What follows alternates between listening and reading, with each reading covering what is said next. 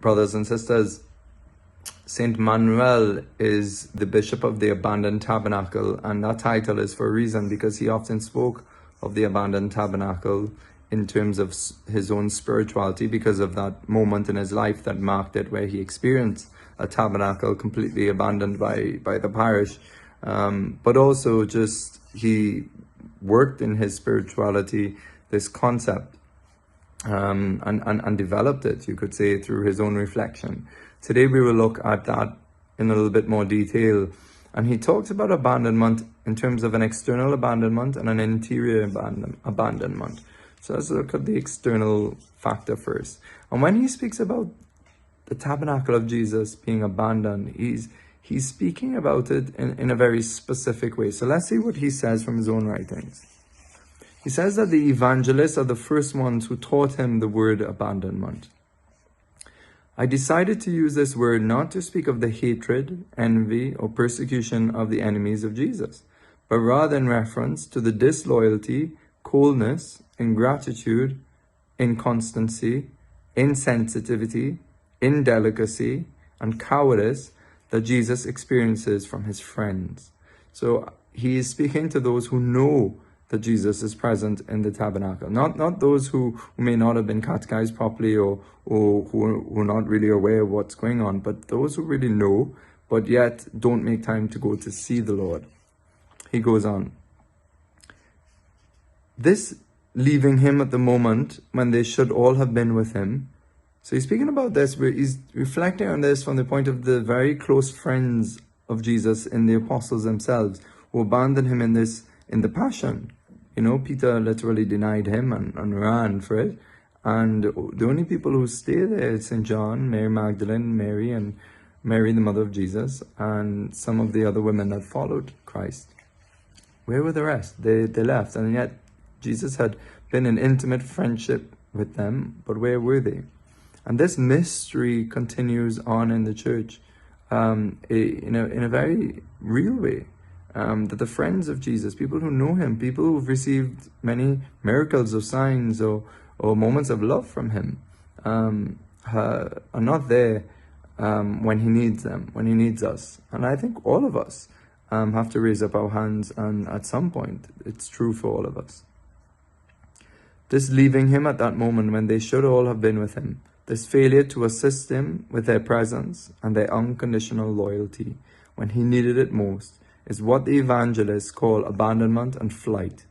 And he quotes Mark's Gospel, chapter 14, and they all forsook him and fled. And they all forsook him and fled. You know, we have to listen to this word from the Lord, from the Gospel. Is this true of me in my life? The Lord's human heart is with him, present fully in the Eucharist.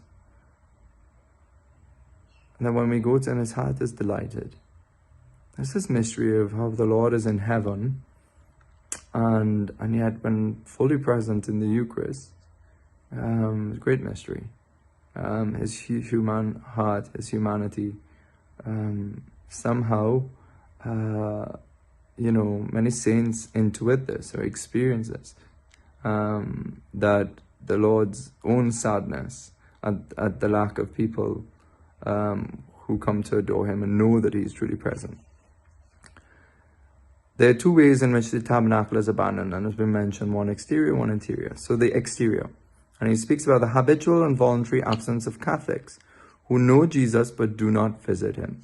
I'm not speaking of unbelievers or of the irreligious or of uncatechized Catholics from whom Jesus in the Blessed Sacrament will feel persecuted, hated, slandered, or unrecognized rather than abandoned.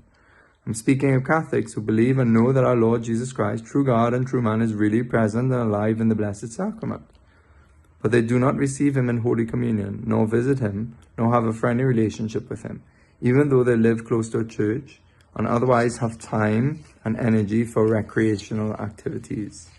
So, these are challenging words, but we have to be challenged. We have to be challenged out of our mediocrity and our complacency.